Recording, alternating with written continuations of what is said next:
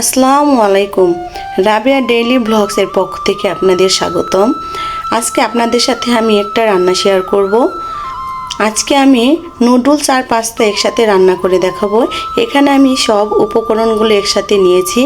এখানে গাজর, ডিম, পেঁয়াজ কুচি, মরিচ কুচি, নুডলস, পাস্তা সব একসাথে আমি এখানে নিয়েছি। আপনারা পুরো ভিডিওটি না টেনে দেখবেন। এখানে আমি একটা কড়াই নিয়েছি। কড়াইয়ের ভিতরে একটু পানি দিয়েছি। এই পানিটা একটু গরম হলে আমি নুডলসগুলো ভিতরে দিয়ে দিব। এখানে পানিটা গরম হয়ে গেছে।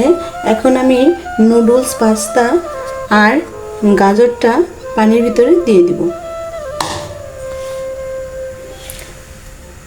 এখানে নুডলস, পাস্তা আর গাজর আমি পানিতে মিশিয়ে নিয়েছি। এখন এটাকে আমি ভালোভাবে সেদ্ধ করে নেব। নুডলসগুলো ভালো মতো সেদ্ধ করা হয়ে গেছে। এখন আমি এগুলো একটা ঝালের ভিতরে ঢেলে দেব। এখানে একটা ঝালিতে আমি নুডলসগুলো, এইখানে আমি পরিমাণ মতো তেল দিয়েছি।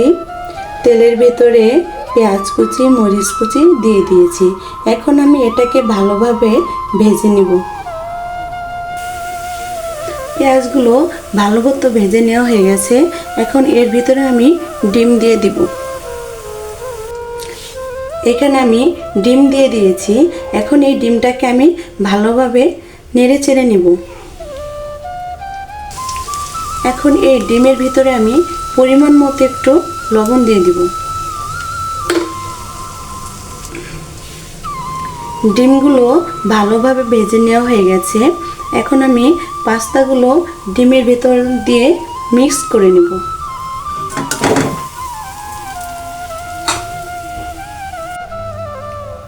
এখানে আমার নুডলস রান্নাটা হয়ে গেছে।